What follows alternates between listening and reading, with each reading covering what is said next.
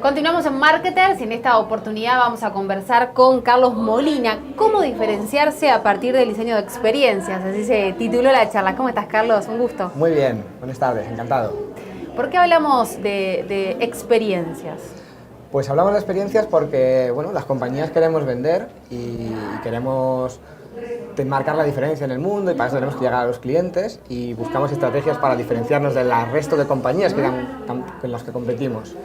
Y los elementos con los que competíamos antes ya no nos sirven y estamos diciendo que la experiencia, generar un vínculo emocional con el cliente, es la manera que tenemos hoy de competir, que el cliente te prefiera a ti, porque en el resto de cosas, las opciones que hay otras opciones iguales de buenas que las tuyas, en el producto y en el resto de cosas tradicionales. Claro, y cuando hablamos de experiencia, ¿a qué nos referimos? Bueno, eso es buena pregunta, porque al final todo el mundo empieza a decir experiencia y se queda porque es un término como que estamos escuchando mucho últimamente, pero se puede desvirtuar, ¿no? Bueno, se ha puesto muy de moda y es verdad que al final las experiencias, yo decía en la charla que es una palabra que existe en el lenguaje normal y cuando hablamos de experiencia en nuestra vida lo entendemos. O sea, las experiencias son las cosas que vivimos con las marcas, las cosas que vivimos en nuestra vida, que significan algo para nosotros y que nos generan un recuerdo y que cuando nos acordamos de ellas, modifican nuestros comportamientos a futuro.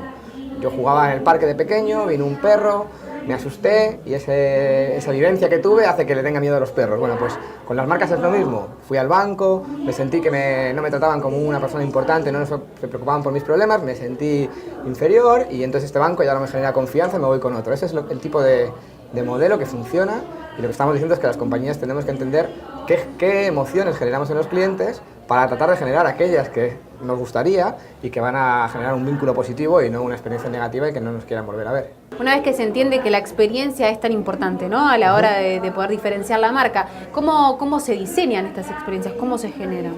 Vale, para diseñar experiencias tienes que primero entender a los clientes. Lo que los clientes sienten depende también de cómo son, de qué cosas son importantes para ellos. No es igual mi madre que yo o que una persona en una zona o en otra del país. Y por lo tanto tienes que tratar de comprender qué cosas son importantes para ellos, qué les va a hacer sentir de una manera o de otra. Hay gente que valora mucho una serie de comportamientos y otros valoran otros. Entonces tienes que describir a tus clientes y tratar de entenderlos. A partir de ahí tienes que identificar cómo es lo que viven a lo largo de la relación con tu compañía, en el uso de tu producto, en la relación con tu marca. Identificar esos momentos que sean momentos de la verdad, como un concepto que también se puso muy de moda, que son esas situaciones en las que te juegas la experiencia, en lo que vive el cliente es tan impactante para él que le va a generar un mayor recuerdo. Una vez que identificas esos momentos que son relevantes, puedes tratar de incorporar las emociones en el diseño de lo que quieres que el cliente viva y tratar de diseñar para generar una emoción y no simplemente diseñar para generar una transacción. Y para poder gestionar cualquier cosa necesitas medirlo, tienes que medir lo que ocurre y aprender de ello para seguir cambiando. Entonces, un montón de cosas que hay que hacer, pero básicamente podríamos resumirlo así. ¿Y cómo se logra esto mantenido en el tiempo, ¿no? Es un gran desafío. Sí, claro, bueno, es que cuando tú piensas en estos conceptos no es un tema de decir hago un proyecto, hago un plan, cambio las cosas y se acabó. Estás cambiando la filosofía de trabajo de la compañía. De por vida. Es un tema que tiene que ver con la cultura. O sea, lo que piensas en esto es las empresas que se quieren centrar en experiencia ponen al cliente en el medio de todo y lo que dicen es todo lo que hagas, piensa qué significa y cómo va a impactar en el cliente. Y eso quiere decir que es un cambio a nivel cultural, no es una cosa que puedas hacer una sola vez, sino que es la cultura de la organización la que se está transformando. ¿Y esa es la reiteración de esa experiencia donde se genera la real fidelización? Es cambiar la manera de trabajar. Tú piensas que las empresas todos los días deciden cosas, no el comité de dirección, la gente que trabaja allá, los managers, los gerentes, todos. Un empleado de atención al cliente decide cómo te va a atender.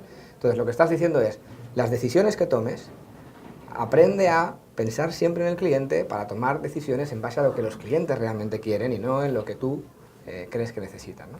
¿Qué rol juegan las redes sociales hoy en día en las experiencias, ¿no? En poder transmitir al instante una buena o una mala experiencia? Bueno, las redes sociales yo creo que han transformado mucho el poder que tiene el consumidor sobre las marcas, la capacidad que tienen de influir en el resto, de provocar un cambio y han desnivelado o han equilibrado un poco esa relación que estaba descompensada entre lo que era la marca y el consumidor. Siempre era como David contra Goliat y hoy David tiene ya no tiene una onda, tiene ahí como algo más de munición para poder competir. Pero sobre todo hay una doble vía ahí que es interesante y es que las redes sociales nos han abierto una ventana hacia las personas, hacia cómo son en realidad, porque nosotros no compartimos las cosas negativas en las redes sociales, compartimos lo que nos pasa en la vida.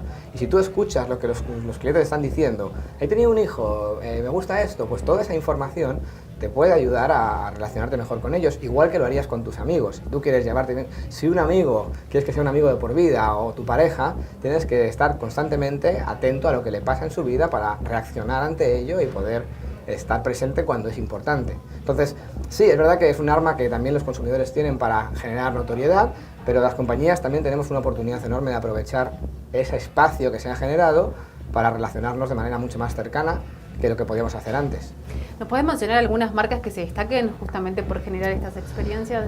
Pues a ver, aquí siempre estamos con una cosa que es que tendemos a ir a los mismos ejemplos. Las compañías que son más recientes han nacido con una cultura enfocada en el cliente y han generado modelos de negocio diseñados específicamente para solucionar problemas con propuestas de valor. Entonces tú puedes hablar de Airbnb, puedes hablar de Amazon, puedes hablar de Apple, puedes hablar de Starbucks, puedes hablar... Todos estos son los ejemplos que vienen estando siempre, ¿no? En Latinoamérica yo creo que también hay compañías que están empezando a transformarse, porque aquí el reto no es solo para las compañías que acaban de arrancar, sino cómo consigo que el banco de hace 100 años... Capaz que es más difícil todavía para ellos, ¿no? Es mucho más difícil porque implica una transformación de la forma de operar tradicional de la organización. Entonces ahí pues yo sí estoy viendo que hay, poco a poco, pero hay sectores que más o menos, porque hay sectores que parten de una situación muy descompensada, pero se está invirtiendo en las telecomunicaciones, en la banca, en los seguros, en la distribución, en el retail, para tratar de hacer cosas que conecten y que sean genuinas en la relación con los consumidores.